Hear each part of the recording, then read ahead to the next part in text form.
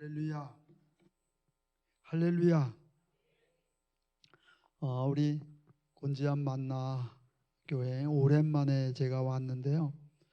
와 보니까 그 들어올 때부터 틀리더라고요. 이 밑에 주차장이, 저는 건물 바로 밑에도 주차할 수 있었잖아요. 근데 거기다 차를 대려고 하니까 다 막힌 거 있잖아요. 그래서 내가 잘못 찾아왔나? 보니까 곤지암 만나교회는 맞기는 맞는데 이상하다. 보니까 교육관을 아마 이렇게 또 올리신 것 같아요. 할렐루야. 맞습니까? 네. 우리 이천 신화교회도 이 코로나 시국에 교육관을 새로 신축해서 지난 3월 달에 입당 예배를 드렸습니다.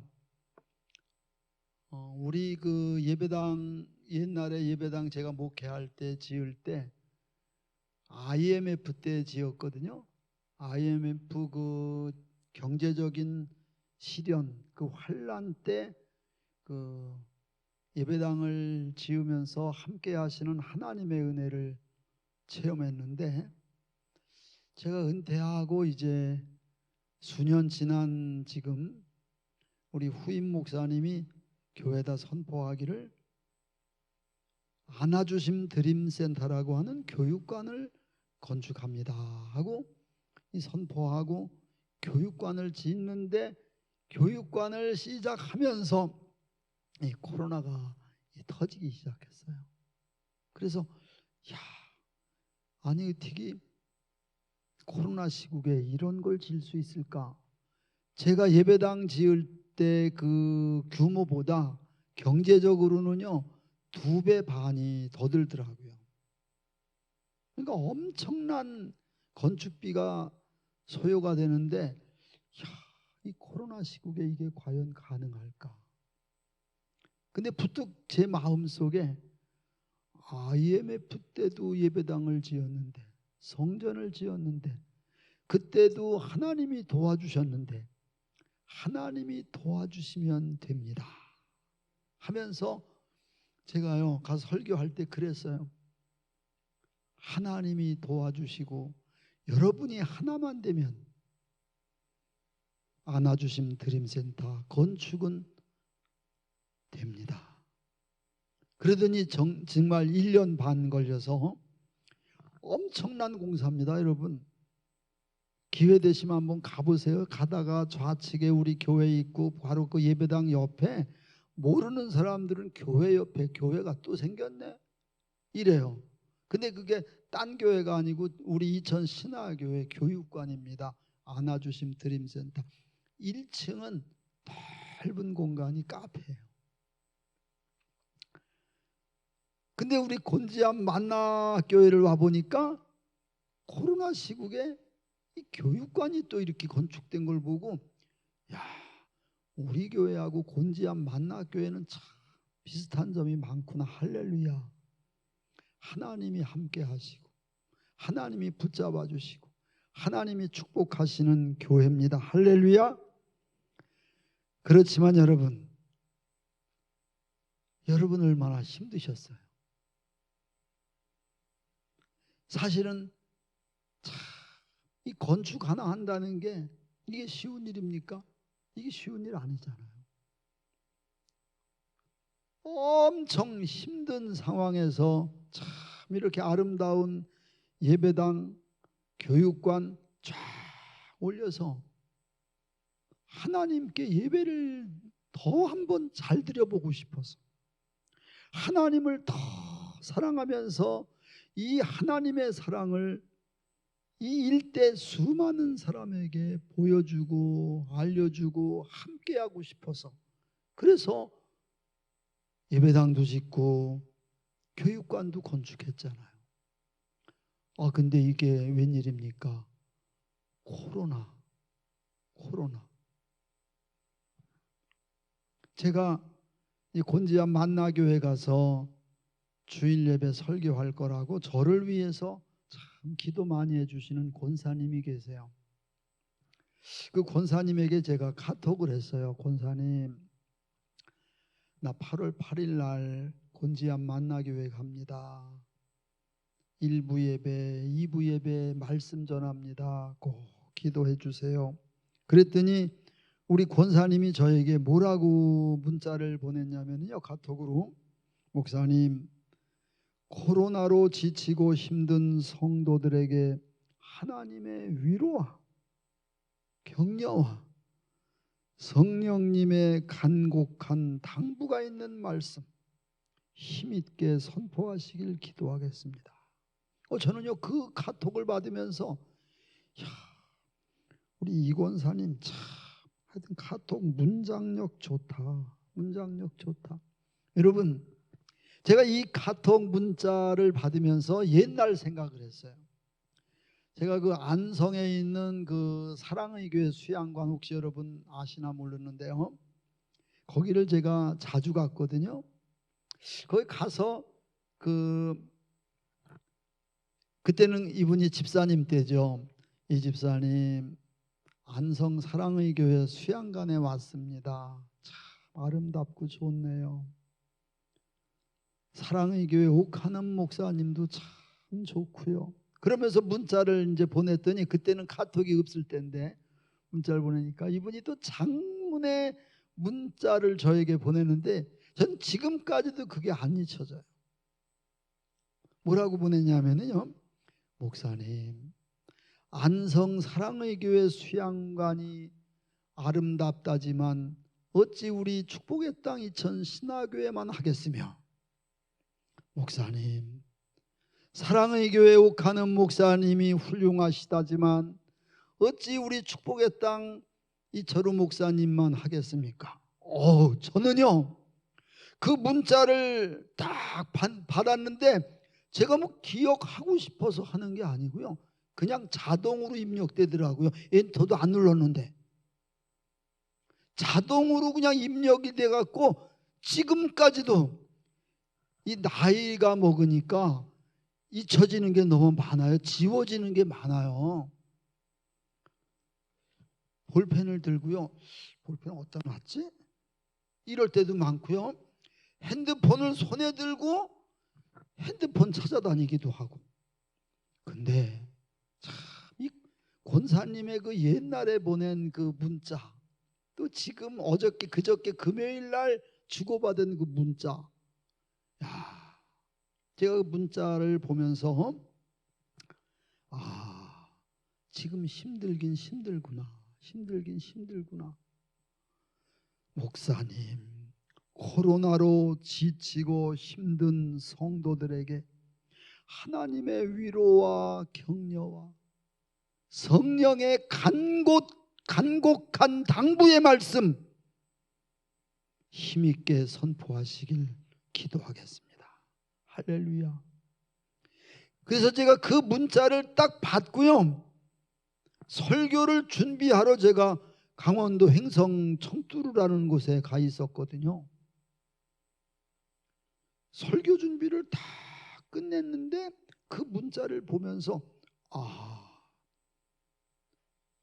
곤지암 만나교회 성도들을 향한 하나님의 위로의 말씀, 곤지암 만나교회 성도들을 향한 성령님의 간곡한 당부, 이게 뭐지? 뭘까? 이 문장을 제가 떠올리면서 기도하면서 생각을 하게 되더라고요. 그러니까 그 권사님이 너무 멋있는 거 있죠. 할렐루야. 제가 이제 8월 22일 날 주일은 또 우리 교회 가서 설교를 하거든요. 권사님, 8월 22일 날은 우리 교회 갑니다. 8월 21일 날은 또 이천 어느 교회 임직식에 또 설교하러 갑니다. 그러면서 쭉 8월 달 일정을 제가 보냈더니, 목사님, 코로나 시국에 참 일정도 빽빽하시네요. 건강관리 잘 하시군요. 할렐루야. 여러분, 힘드시죠? 뭐 때문에 힘드세요? 코로나 때문에 힘드시죠? 사실 힘들잖아요. 저도 힘들어요. 이 코로나가 저의 참 그 일상에 많은 그 엄청난 그 영향을 미치고 있어요. 아이들이 보고 싶어도 만날 수 없고. 왜요? 만날 수가 없잖아요. 우리는 아이들이 다 외국에 나가 있어요. 딸아이는 베트남 다낭에 가서 살고 있고, 아들아이는 싱가포르에 가서 살고 있고, 우리는 필리핀 클락에 가서 살고 있는 건데, 은퇴하고 우리 교회에서 또 이제 이렇게 선교사로 필리핀으로 파송을 해줬잖아요. 집 한 채 장만해주고 차도 하나 사주고. 그러니까 클락이라는 곳이요 참 살기 좋은 곳입니다. 거기서 또 싱가포르까지는 직항이 있어요. 그리고 싱가포르에서 다낭도 직항이 있고. 그러니까 왔다 갔다. 그리고 또 한국에 오고. 이러면서 이제 주님 부르시는 그날까지 건강만 잘 지키면 진짜 살기 좋겠다 했는데, 생각지도 못한 코로나가 보이긴 합니까? 바이러스가 보이긴 해요? 혹시 보이는 분 손 들어보세요. 보이는 분이 있다면 그분 노벨상감입니다. 안 보이잖아요. 안 보이잖아요. 그런데 여러분, 이 코로나가 우리의 모든 걸 바꿔놓고 있잖아요. 예배, 아니 전에는 이거 없었잖아요. 마스크 쓰고 예배 드리면 옛날 같으면은요 오히려 불경하다고. 찬송할 때 마스크 쓰고 찬송하면 옛날에 아마 막 뭐라고 그랬을 거예요. 지금은 마스크 벗고 찬양하면은요 이게 또 말을 들어요. 지적을 당해요. 이런 시대예요. 저는 이런 걸 보면서 말이라는 게 이렇게 중요하구나. 말이라는 게 이렇게 중요하구나. 여러분, 우리나라 지금 대통령이 취임하면서 취임 일성이 뭡니까? 국민 여러분, 한 번도 경험하지 못한 나라를 만들어서 여러분 살게 해드리겠습니다. 그게 이건가요? 분명히 우리 대통령은 그런 건 아니었을 텐데, 어쨌거나 한 번도 경험해보지 못한 그런 세상을 저와 여러분이 지금 살고 있지 않습니까? 교회도 마음대로 갈 수가 없고, 성전 예배를 마음대로 드릴 수 없고, 이런 시대에 코로나 때문에 생겨난 교회 안에 그 용어 중에 대면 예배와 비대면 예배, 이게 전에는 없던 말이에요. 근데 지금은 이게 그냥 자연스럽게 비대면 예배, 비대면 예배, 비대면 예배. 대면 예배는 중지해 주세요. 대면 예배는 가능한 적게 모이세요. 이러면서 대면 예배, 비대면 예배, 이게 지금 일상화되어 버렸습니다. 여러분, 얼마나 답답하세요? 답답해하는 한국교회 성도들에게 저는 이미 은퇴는 했지만 저는 외치고 싶어요. 정부가 외치는, 주장하는 강력하게 방역 지침으로 내세우는 비대면 예배, 이 비대면 예배의 시기에 진정한 대면 예배가 회복되면 코로나도 종식된다. 믿습니까? 이 말은 정부의 방역 지침을 우리 어기자는 거 아닙니다. 위반하자는 거 아닙니다. 항거하자는 것도 아닙니다.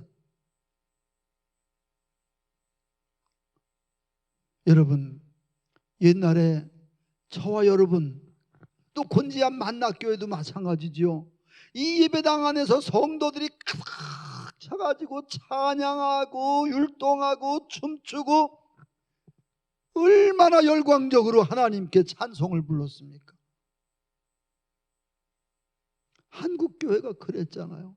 지금은요 다 마스크를 쓰고 뛰어앉고 거리두기를 하고 이게 이상한 풍경 속에 지금 예배를 드리잖아요.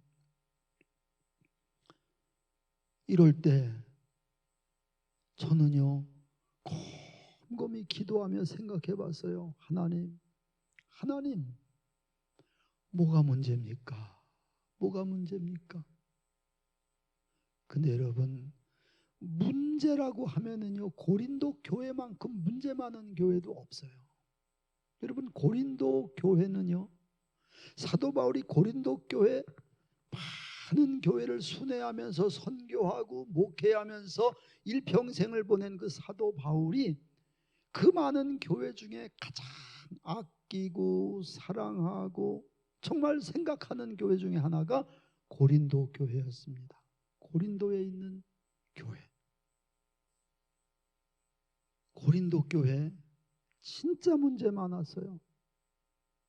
고린도 전서 16장, 고린도 후서 13장, 합해서 29장, 신약 성경에서 고린도 교회를 향한 편지 서신 내용이 29장입니다. 사도 바울의 서신서 중에서 한 교회를 향한 고린도 지역의 교회를 향한 편지가 29장이라고 하는 것은요 그만큼 사도 바울이 고린도 교회를 사랑했다는 겁니다. 그렇게 사랑하며 헌신자들의 충성과 그 모든 걸 통해서 아름다운 고린도 교회가 부흥하고 이랬는데 그 교회 안에 문제들이 얼마나 많이 생겼는지 심지어는 세상에서도 찾아보기 힘들 정도의 좀 추한 그런 저질스러운 죄까지 고린도 교회 안에 침투가 되어 있다고 하는 이런 내용들이요 고린도 전서에 기록되어 있잖아요. 수많은 문제들, 그 많은 문제들, 이 많은 문제를 안고 있는 고린도 교회, 그러다 보니까 성도들의 마음은 점점 교회로부터 멀어지고 실망하게 되고 우리가 이렇게 해서 열심히 섬겨서 하나님의 교회 고린도 교회를 이루어 놨는데 이 교회가 왜 저러지? 어째 저 모양이지? 그러면서 성도들의 마음이 자꾸 실망해 갖고요 교회를 떠나고요 교회로부터 멀어지는 거예요. 이러니까 사도 바울이 이 편지를 쓴 겁니다. 그 고린도 교회를 향해서 편지를 쓰면서 여러분 오늘 말씀에 고린도 교회를 향한 사도 바울의 그 마음이 담겨 있잖아요. 뭐라고 했죠? 15절 58절 말씀 보면 15장 58절 그러므로 내 사랑하는 형제들아 이 한 문장 보면은요 그러므로 내 사랑하는 형제들아 이 말씀 속에 보면 고린도 교회를 사도 바울이 얼마나 사랑하는지 이 사랑이 담겨 있잖아요. 견실하며 흔들리지 말아라 이 말인즉 지금 흔들리는 성도들이 너무나 많다는 거예요. 여러분 지금 우리 흔들리지 않습니까? 한국교회는 흔들리고 있지 않습니까? 한국교회 성도들은 흔들리고 있지 않습니까? 수많은 교회의 내적인 문제, 그 많은 문제 때문에 실망하고 교회를 등지고 교회를 떠나는 사람들이 너무너무 많아서 오죽하면 그 이상한 용어 중에 가나안 교인, 여러분 그 말 들어보셨죠? 가나안 교인이 뭔지 압니까? 뒤집어 보면은요 안 나가 교인, 교회를 등지는 교회를 안 나가는 이런 성도들이 너무나 많아지는 시대에 우리가 살고 있고요. 그런 시대에 코로나마저 덮쳐버리니까 한국 교회가 엄청난 타격을 받고 있습니다. 전에 그 웃음의 말로 지하철 안에서 누군가가 싸우면은 그러는 사람도 있었대요. 야야 여기가 교회냐? 왜 여기서 싸워? 싸움은 교회 가서 해야지. 그러니까 세상 사람들이 바라보는 한국 교회의 모습은 싸움판, 싸우는 곳으로 비춰졌다는 거예요. 왜? 성도들이 많아지면 많아질수록 다 각각 자기의 개성은 뚜렷하고, 그러다 보니까 충돌을 하고 거기서 다투기도 하고 싸우기도 하고 갈라지기도 하고 하면서 세상 사람들의 눈에 비친 한국교회 모습은 싸우는 교회, 싸움판 교회. 그래서 세상 사람들이 싸우는 걸 보면은 야야 여기가 교회냐? 싸우려면 교회 가서 하지. 이런 참 서글픈 말들까지 우리가 들었잖아요.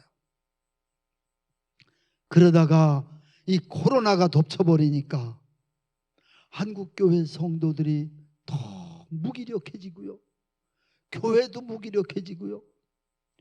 하나님은 과연 살아계시긴 한 거야? 이런 의아심마저 들면서 많은 성도들이 교회를 등지고 주저앉아 포기하고 믿음의 생활을 포기하고, 그러면서 교회는 점점 약화일로를 걷고 있는 이러한 때에 사도 바울은 고린도서를 통해서, 이 말씀을 통해서 우리들에게 권면합니다. 하나님은 변함없이 살아있다. 예수님은 돌아가셨지만 그걸로 끝난 것이 아니라 다시 살아나셨다고, 부활하셨다고. 고린도 교회를 향해서 그 앞장, 그 15장에 보면은요, 쫙 부활에 대한 말씀으로다가 성도들에게 위로하고 격려하잖아요. 끝이 아니라고, 부활이 있다고. 예수님이 다시 살아나신 것처럼 우리들에게도 다른 또 영원한 삶이 기다리고 있다고. 그러면서 사랑하는 성도들에게 이 말씀을 주십니다.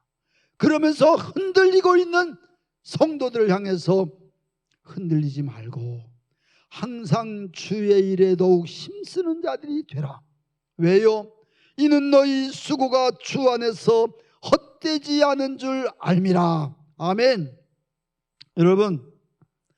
여러분의 그 수고는 결단코 헛되지 않습니다. 무슨 수고요?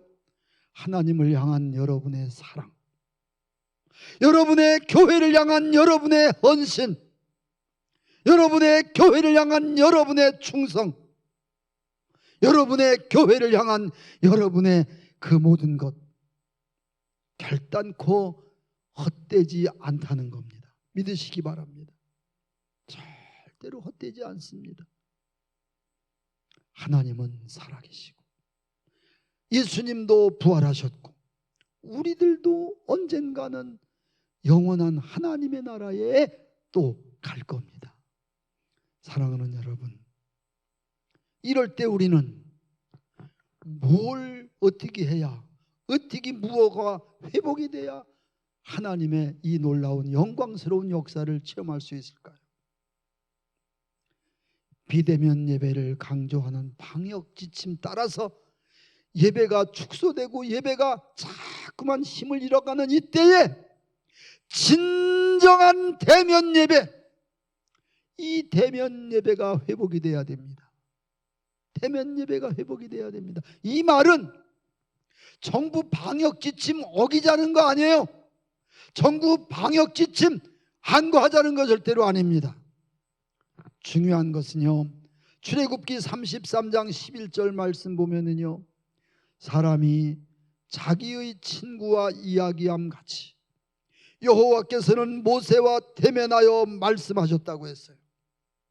여러분, 이 출애굽기 33장 11절 말씀을 곰곰이 한번 묵상해 보면요, 사람이 자기의 친구와 이야기함 같이 여호와께서는 모세와 대면하여 말씀하셨더라.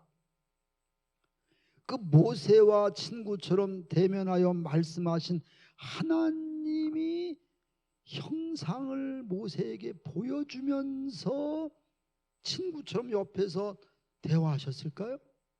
한번 여러분 상상해 보세요. 하나님 편에서는 모세를 보십니다. 하나님 편에서는 모세가 어느 곳에 가든지 그 모세와 동행했습니다. 그러나 모세 입장에서 보면은요, 하나님 그 영상은 눈에는, 사람의 눈에는 안 보일 수도 있잖아요. 그런 중에도 하나님은요, 사람이 자기의 친구와 이야기하는 것처럼 여호와 하나님께서는 모세와 대면하여 말씀하셨더라. 바로 그겁니다. 모세와 하나님 사이의 친구처럼 대면하여 그 대면이 이루어졌던 것처럼 우리들 이 시대에도요, 하나님과 우리의 사이에 우리의 관계가, 이 대면이 회복이 돼야 된다는 겁니다. 여러분, 왜 고린도 교회에 수많은 문제가 야기됐을까요? 한번 생각해 보세요. 하나님을 믿는 사람들이고 예수님의 그 십자가의 구속의 은혜로 구원받은 사람들이 모인 고린도 교회였는데 왜 교회 안에서 다툼과 시비와 수만 가지 어려운 문제들이 난무했을까? 사람들은 많이 모였었지만, 모여서 찬송도 하고 찬양도 하고 춤도 추고 하면서 예배도 드렸지만, 그들은 어찌 보면 대면 예배를 드린다고 말은 하면서도 하나님을 도외시하고 자기 나름대로 자기 도취에 빠져서 예배 드린 것이 아닐까. 예를 들면은요, 여러분, 지금 예배 시간 우리 나와 앉아 있습니다. 예배를 드리는데 내가 집에 가스불 끄고 왔나? 가스불 안 끈 것도 같은데. 내가 이렇게 말하면은요, 여자분들은요, 집이 가스불 생각나요. 진짜 내가 껐나? 안 껐나? 옛날에 우리가 이천서 목회할 때 우리 이제 성도가 성남에 이제 한 가정이 있었어요. 거기 신방을 간다고 갔다가 오니까 우리 동네 아파트에 들어오니까 차를 세우니까 애들이 내 차 주변으로 막 모여들면서요, 목사님 목사님 목사님 내 집에 불 났었어요. 무슨 불이 나냐, 집 멀쩡한데. 아니나 다를까 집이 들어가 보니까요, 주방에 있는 데가 시커멓게 끓었고요. 나중에 알고 보니까요, 우리 어머니가 가스불을 켜놓은 채 나오신 거예요. 그래가지고 갔다 오는 사이에 가스불 켜놓은 데서 이 냄비가 막 타면서 냄새는 풍기고 연기는 나니까 동네 사람이 그냥 교회에 이렇게 아마 연락해갖고 어디 들어갔겠죠. 그래갖고 가까스로 불은 꺼놓은 거예요. 큰일 날 뻔했어요. 큰일 날 뻔했어요. 교회 와서 예배는 드리면서도요, 가스불 켜놨나 껐나. 지금은 자동차, 승용차도요, 참 잘 나오더라고요. 저도 이제 필리핀에서 나와갖고 지금 빨리 들어가지 못하니까 다시 또 차를 이렇게 구입을 해갖고, 아니 한국을 자주 나와야 되니까 그냥 있어야 되겠다 싶어서 조그마한 차를 하나 샀는데, 차가요, 그냥 시동 끄고 내려와서 나오면 문 제절로 잠겨요. 내가 안 잠궈도, 뭐 누르지 않아도. 요즘 좋더라고요. 옛날 차는 안 그랬잖아요. 내가 잠그든지 뭘 누르든지 했잖아요. 중요한 서류가 뭐 중요한 게 거기 있는데 주차장에 세워놓고 오면은요, 내가 차문을 잠궜나 안 잠궜나. 그래서 아파트에 올라가서도 이렇게 내려다보면서 이렇게 누르기도 하고 그랬잖아요. 예배 시간은 안 그런가요? 예배 드리면서도요, 내가 차 안에다 뭘 놔두긴 했는데 차문을 잠궜나 안 잠궜나. 기도 드릴 때 잠깐 나갔다 올까 말까, 뭐 별의별 생각 다 하잖아요.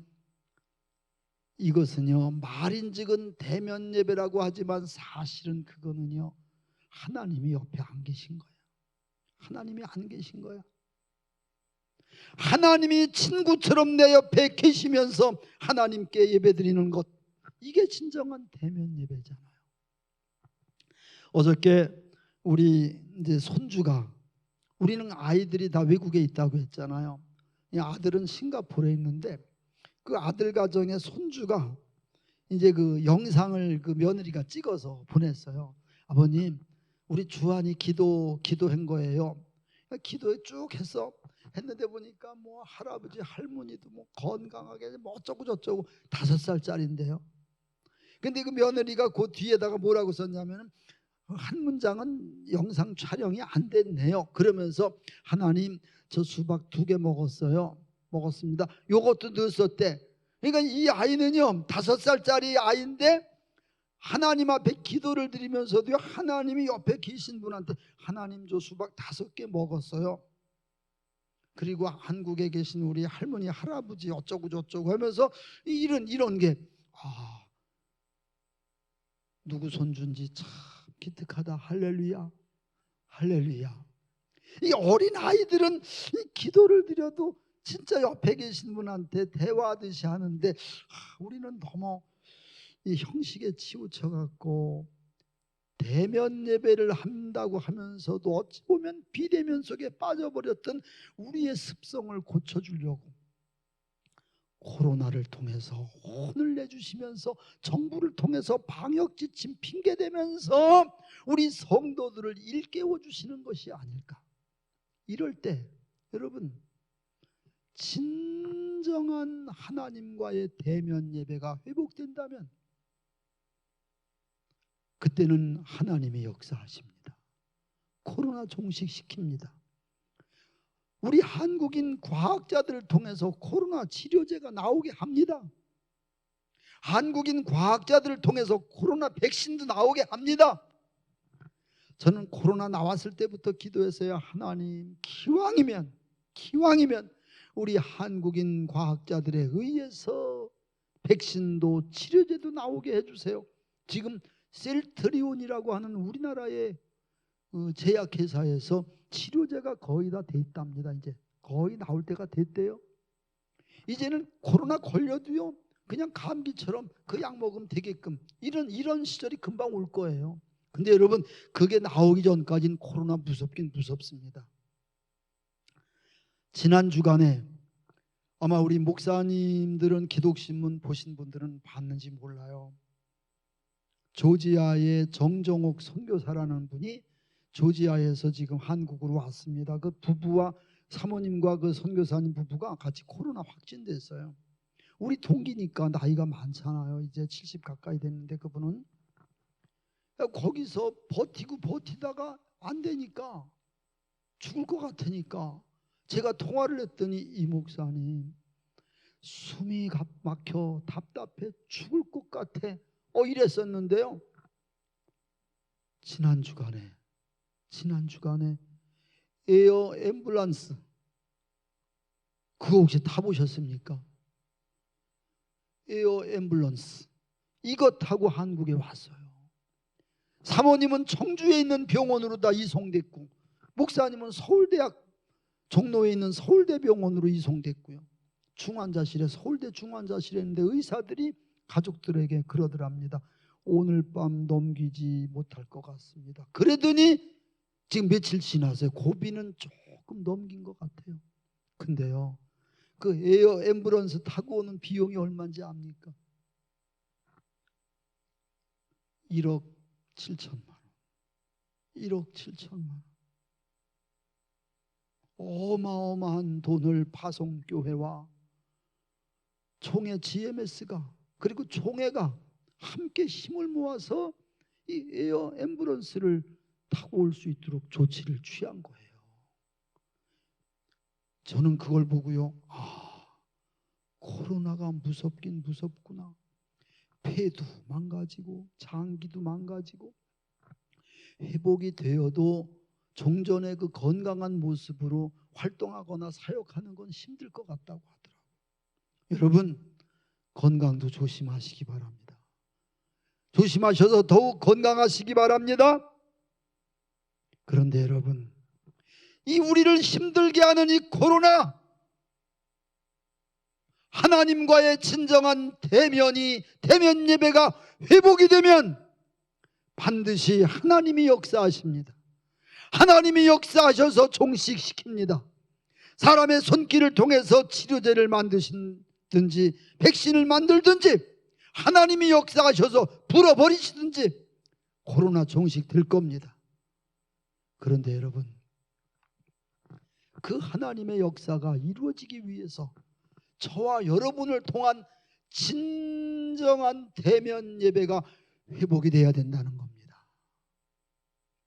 오늘 교회 성전 나오셔서 성전에 참서 예배드리는 성전 예배드리는 여러분들, 그리고 각 부속실에 계셔서 영상으로 예배 참석하시는 분들, 또 집에 계시면서 있는 곳 그곳에서 하나님 아버지 앞에 예배를 드리시는 분들, 어느 곳에 있든지 어느 곳에서 예배를 드리든지 중요한 것은 내가 과연 하나님 아버지 앞에 진정한 대면 예배를 드리고 있는가?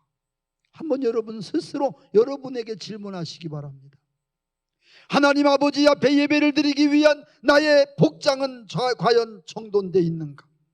하나님 아버지 앞에 예배를 드리기 위해서 우리 집 거실, 우리 집 방에서의 예배 드린다면 이 방에 모든 것, 방해가 될 만한 모든 것들은 정리는 했는지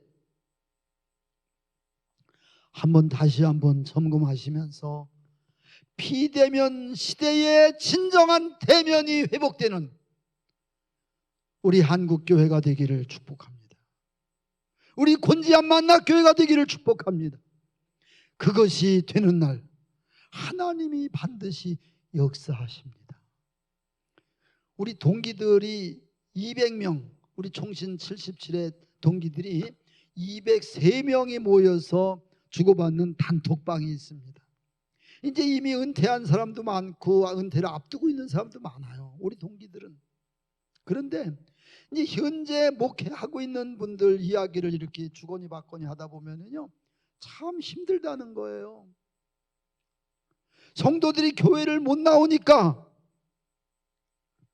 교회 재정은 약화가 되고, 그러니까 교회는 살림살이가 너무 어려워지고, 그러면서 너무 힘들대요. 여러분, 왜 이런 현상이 발생하죠? 아니, 비대면이 됐든 대면이 됐든, 집에서 예배를 드리든 교회에 와서 예배를 드리든, 하나님 아버지 앞에 드려지는 예물은, 헌금은 드려지는 거 아닌가요? 근데 이게 줄었다는 거예요. 우리 동기들이 그래요. 단톡방에서 아우성이에요. 저는 그래서 저 혼자 생각해 봤어요. 아하, 저분의 교회는 대면이 됐든 비대면이 됐든 비대면 예배가 많구나. 그게 회복돼야 되겠구나.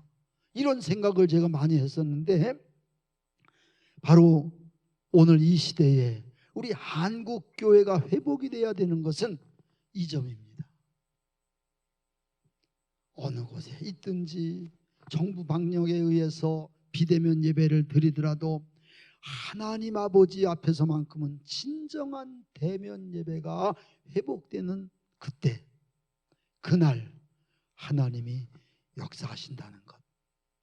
오늘 우리가 이렇게 교회 나와서 예배를 드리고 집에서 예배를 드리더라도 우리는 바로 하나님께 살아계신 그분께 예배를 드리는 겁니다.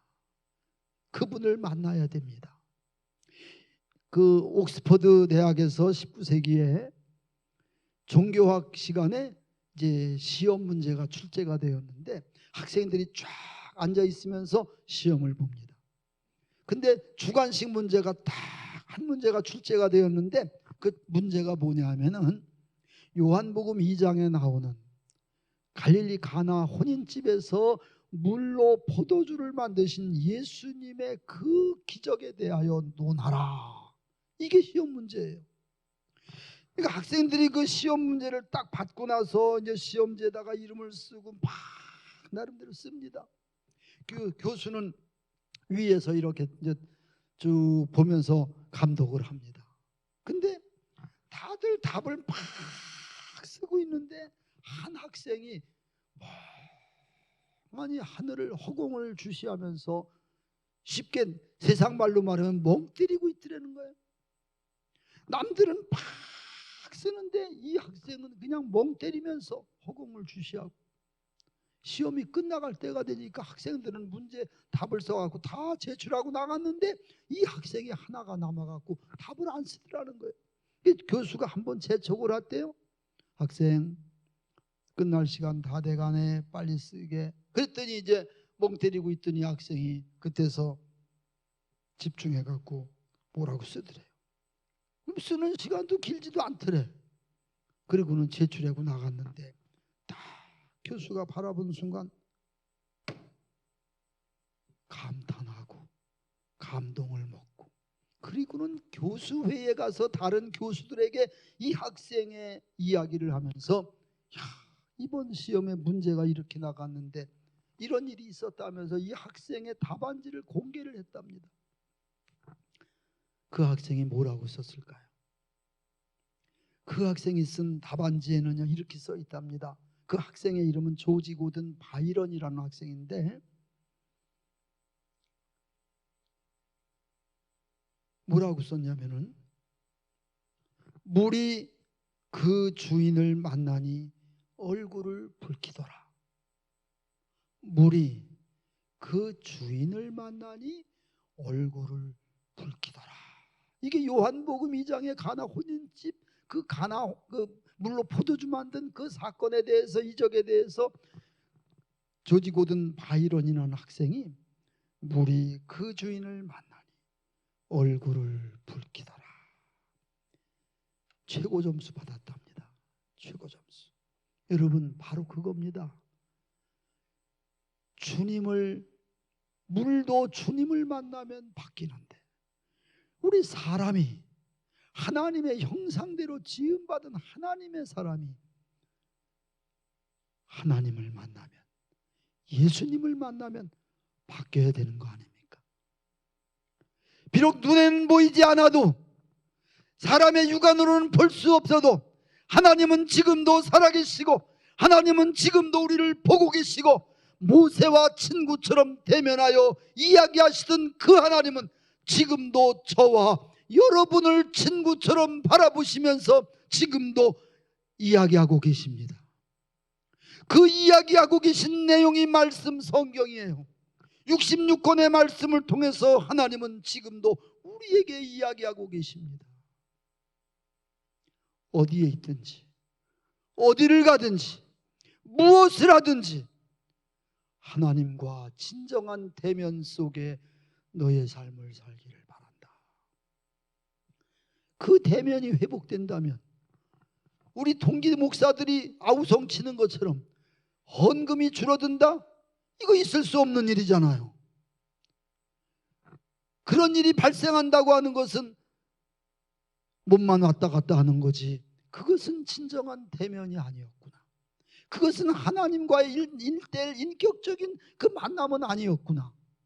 여러분, 이것이 회복이 되어야 됩니다. 이거 회복시키시려고 하나님께서는 코로나를 통해서 우리를 연단시킵니다. 너와 나의 관계가 회복되고 싶구나. 너와 나의 관계가 회복되고 싶구나. 여러분, 사도 바울이요, 고린도 교회를 얼마나 사랑했는지 여러분 아시잖아요.